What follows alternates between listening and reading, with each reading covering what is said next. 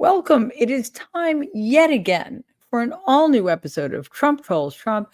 This is a show where one person with a certain last name mocks mercilessly, relentlessly, and quite frankly, fairly another person with a particular last name. And as always, I am going to leave it to you to figure out which one of those people I am. Yeah, I gave half the game away anyway.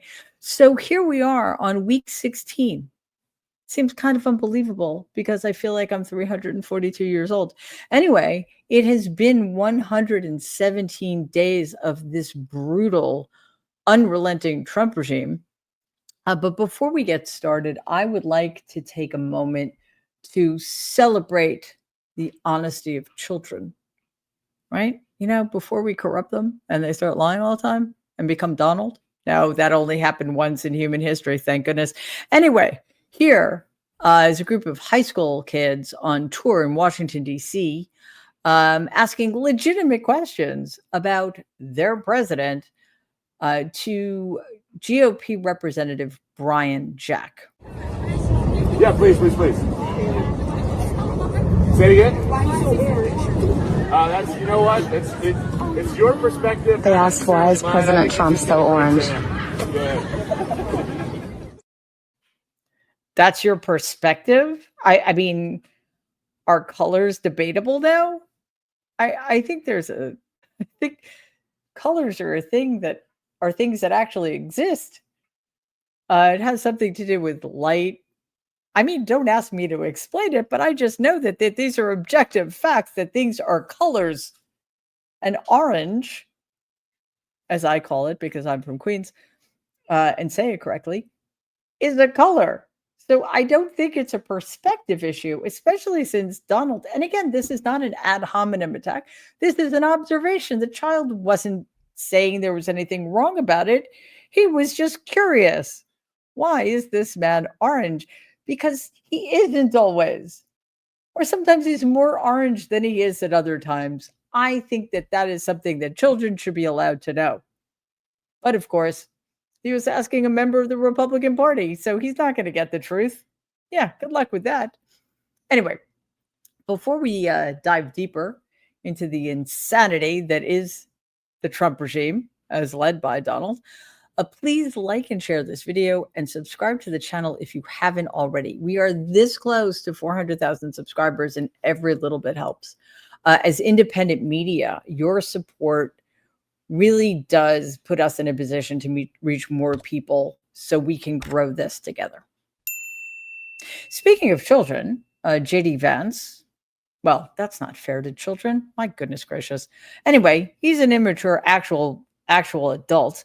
According to newly released data from the U.S. Social Security Administration, the baby name Vance is falling out of favor. Can't imagine why. In the agency's 2024 list of most popular baby names, Vance dropped 41 spots, marking one of its lowest rankings since records began in the 1990s. Editor-in-chief of Nameberry, Sophie Kim, told HuffPost, quote, "On the whole, parents are likely avoiding the name Vance because it's simply not fashionable anymore, but J.D. Vance is likely accelerating its decline," unquote. Yikes. I'm wondering about Donald. They're not going to tell us, are they? No. Anyway, what is in a name? Like, does it matter, right? What things are called? Some guy named Shakespeare didn't seem to think so. But what about names of creeks or cricks, depending on where you're from? So the Secretary of Health and Human Services, that would be Robert Kennedy, took his grandchildren swimming on Mother's Day, which sounds like a lovely way to spend the day. I'm not sure why they weren't with their mother, but whatever. Maybe they were. Maybe she was the one taking the pictures that were shared. It sounds idyllic. It sounds like just a lovely way to spend the day with the little ones.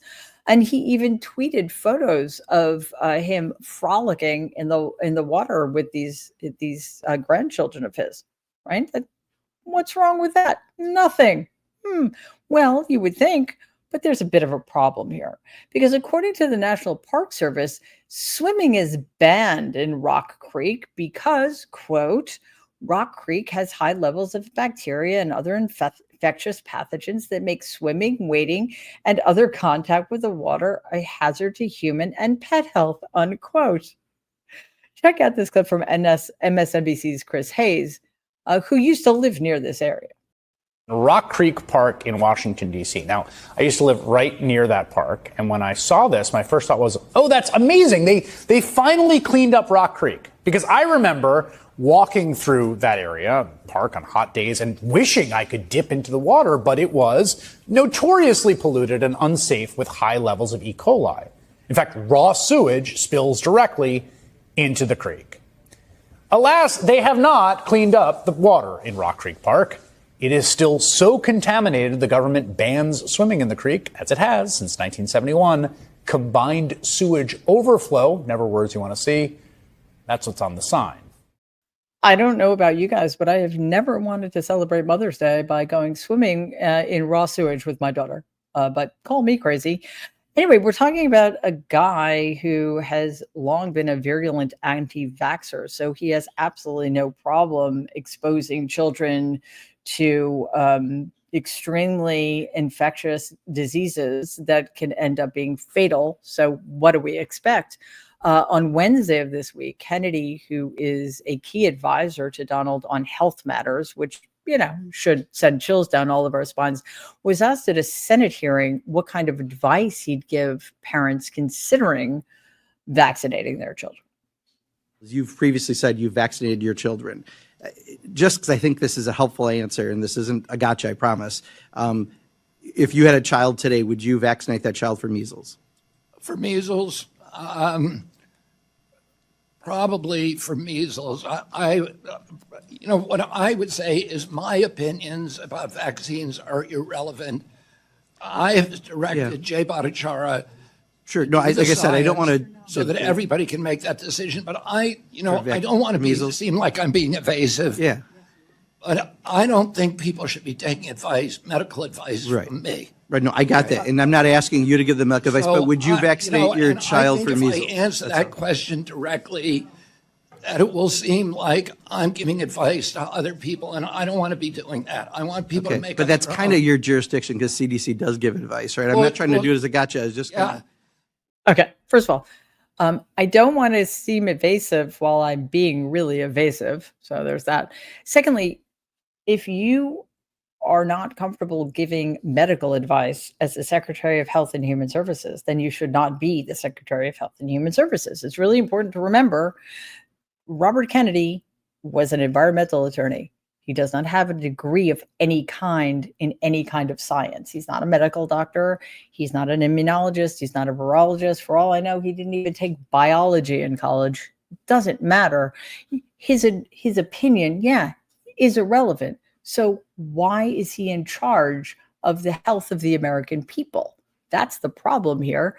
Also, I think it's worth pointing out that it isn't advice.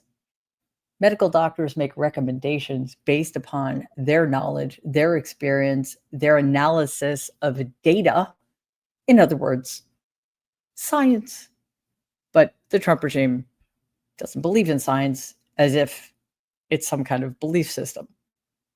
Anyway, speaking of shots, something really bizarre happened. Check this out. I'll tell you a story. A friend of mine who's a businessman, very, very, very top guy. Most of you would have heard of him. A highly neurotic, brilliant businessman, seriously overweight, and he takes the fat shot drug. And he called me up, and he said, President, he calls me, he used to call me Donald, now he calls me President, so that's nice respect. But he's a rough guy, smart guy, very successful, very rich. I wouldn't even know how he would know this, but because he's got comments. President, could I ask you a question? What? I'm in London, and I just paid for this damn fat drug I take. I said, it's not working. He said, I just paid $88 And in New York, I pay $1,300. What the hell is going on? I did not realize that Donald referred to himself as president. Huh. Anyway, way to insult people who may be struggling with weight issues. That was lovely. Also, that's the second time he's told that story. He told that story in an interview on Air Force One with Sean Hannity. So he's very fond of it. And I think we normally I would chalk it down to just being another Sir story, but he's clearly talking about himself. And by the way, what he's pointing out here is that the pharmaceutical industry in America is so corrupt that it's making it impossible for Americans to afford what are in some cases necessary drugs. So what are we all supposed to do? Fly over to London when we need a prescription refilled?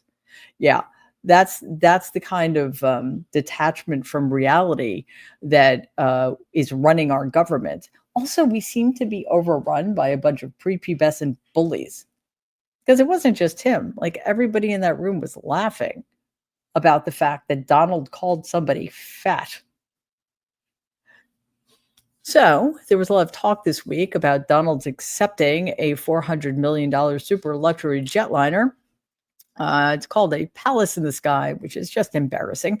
And this was a gift from the royal family of Qatar. Qatar is a country that in 2017, Donald claimed was a supporter of terrorism. Apparently, or I should say allegedly, they want to give him this jet, this jumbo jet to use as Air Force One, I guess for a few minutes, because it would take years for it to be retrofitted in order to act as Air Force One. And then when he leaves office, he just gets to keep it, apparently.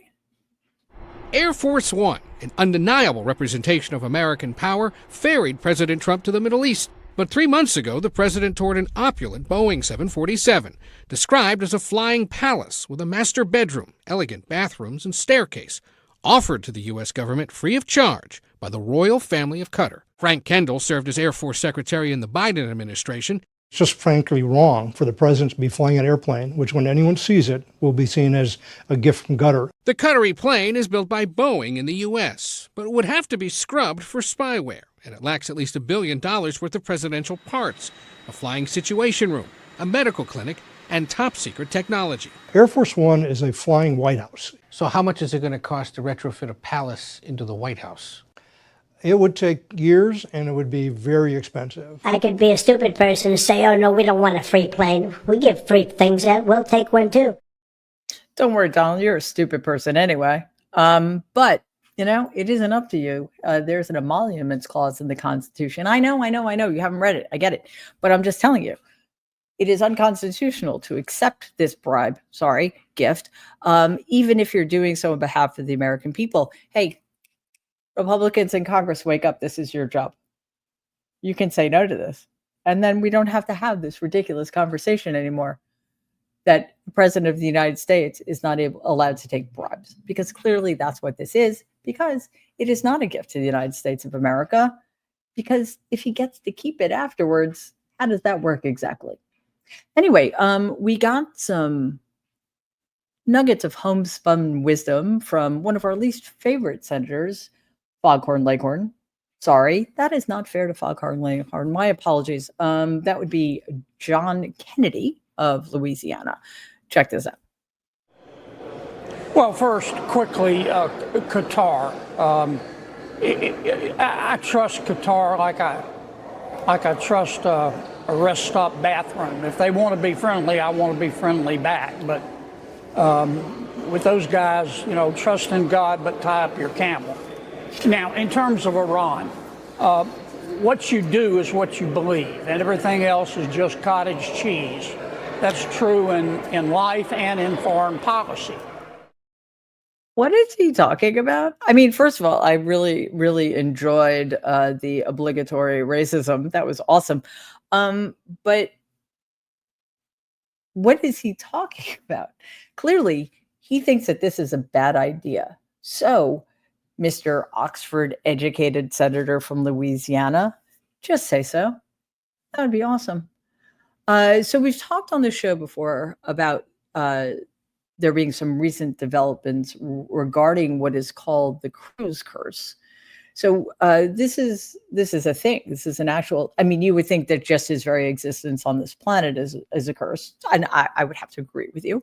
But there's a specific reason that this has become a term of art. Turns out that whenever Ted Cruz shows up to sporting events involving Texas-based teams, those teams almost always lose.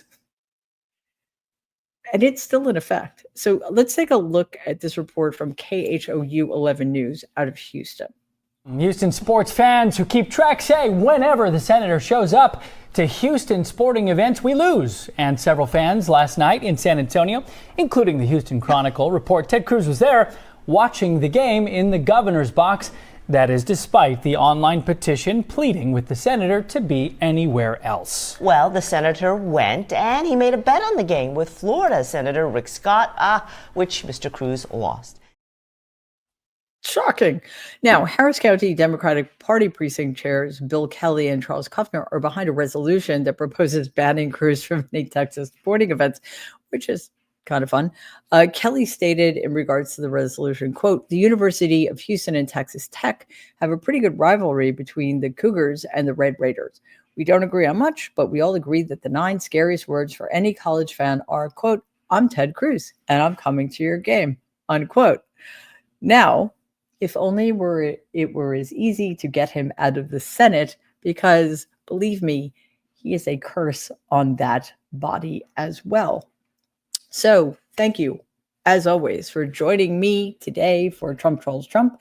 It is really one of my favorite things to do because these people are so easily mockable.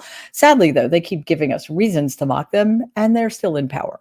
So let's keep at it because, honestly, mockery is one of our greatest weapons, and I can't think of any people more deserving of it than Donald Trump and everybody in the Trump regime. All right, everybody, have a great week, and I will see you next time.